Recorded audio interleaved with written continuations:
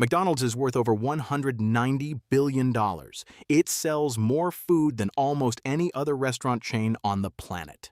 And yet, according to its own balance sheet, the company technically has negative equity. Not a small negative number either. We're talking about book value per share sitting at negative $1.81. So how does one of the most recognizable businesses in the world end up with a number like that? Stick around, because by the end of this video, that contradiction is going to make a lot more sense, and it's going to reveal a lot about how McDonald's actually operates behind the scenes.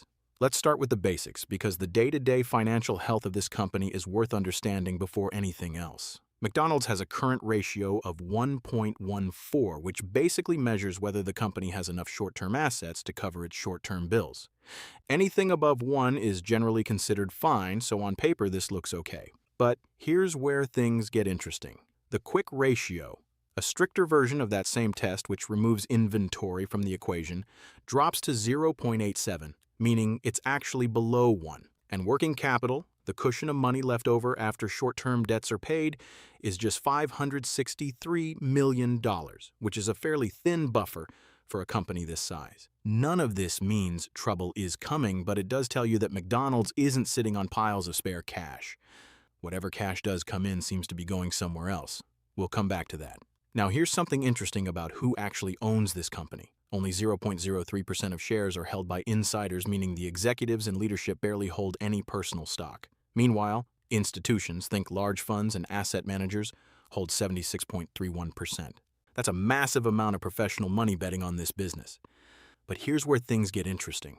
The number of shares outstanding has actually gone down by 0.66% over the past year. That might sound small, but it means the company has been buying back its own stock, which is often seen as a sign that management believes in the business, even while barely holding shares themselves personally. Let's talk about how much money this company actually makes, because the numbers here are where McDonald's really starts to separate itself. In the last 12 months, revenue came in at $27.45 billion. Out of that, net income, which is the actual profit left over after everything is paid, was $8.68 billion. That means for every dollar that walks through the door, McDonald's is keeping up 31.62 cents as pure profit. That's called the profit margin. And for context, a lot of restaurant businesses are thrilled to keep just a few cents per dollar. So how is McDonald's pulling off margins like this? At first glance, you'd assume it's just about selling burgers and fries. But here's what a lot of people miss. McDonald's operating margin, which measures profit before interest and taxes, sits at 46%. And the gross margin, the money left after the direct cost of the food itself, is 57.35%.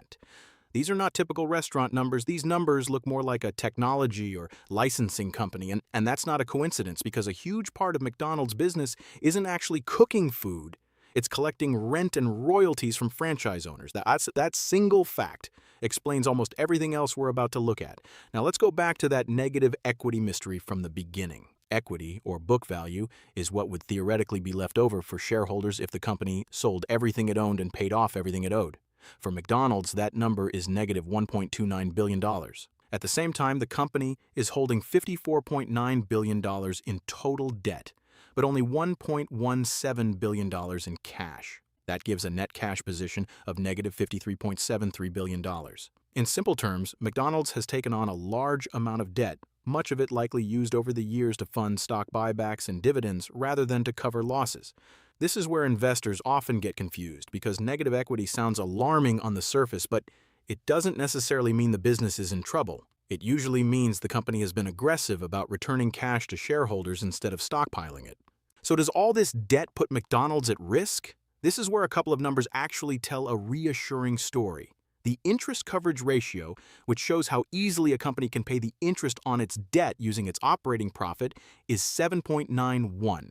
Generally, anything comfortably above 2 is considered healthy, so this is a strong cushion. On top of that, the Altman Z-score, a measurement that estimates the risk of financial distress, sits at 4.98, which is well into the safe zone.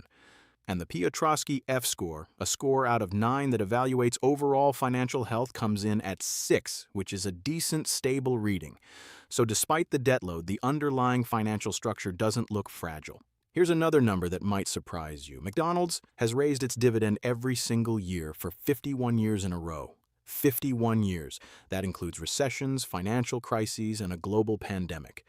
The current dividend is $7.44 per share annually, giving a dividend yield of 2.77%, and it grew 5.08% just in the past year. But here's the twist. The payout ratio, meaning the percentage of profit being paid out as dividends, is 61.32%. That leaves a meaningful chunk of profit still being reinvested or used for buybacks, rather than the company stretching itself thin just to keep the streak alive. Now let's talk about efficiency, because this is where McDonald's quietly stands out.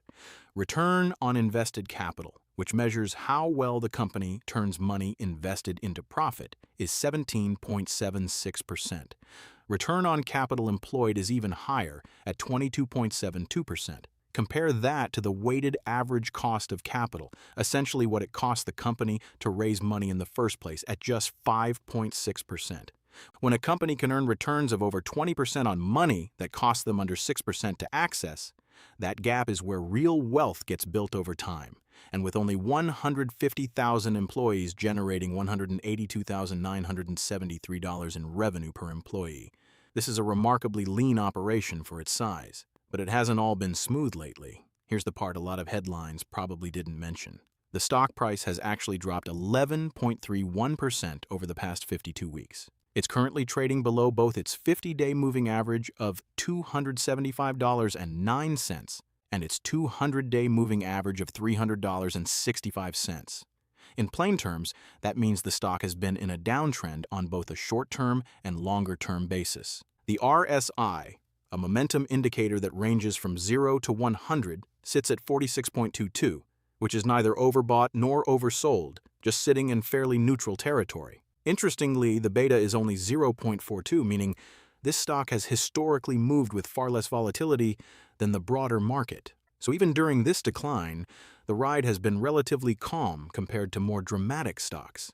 And what about the people betting against it? Short interest, meaning shares that investors have sold expecting the price to fall, sits at 11.47 million shares, which is only 1.61% of shares outstanding. That's a fairly low number, suggesting there isn't heavy pessimism building up against the stock from short sellers.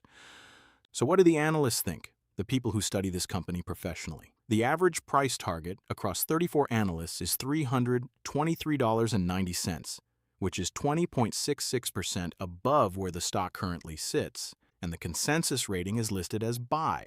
They're also forecasting revenue growth of 5.44% and earnings growth of 7.52% over the next 3 years. That's a fairly optimistic outlook on paper, but it's worth remembering these are simply projections, not guarantees, and they exist alongside a stock that has been trending downward for the past year. So where does that leave us? On one hand, you have a business with extraordinary profit margins, a 51-year dividend growth streak, strong returns on capital, and a healthy distress score that suggests real financial stability underneath the surface. On the other hand, you have a stock price that's fallen over 11% in a year, sitting below its key moving averages, carrying over $54 billion in debt, and technically showing negative shareholder equity on the books. Both of these stories are true at the same time, and that's exactly why McDonald's is such an interesting company to study right now. The real question is this: when a business this profitable and this efficient is also trading in a downtrend, is the market simply overlooking its underlying strength? Or is it pricing in something that hasn't fully shown up in the numbers yet?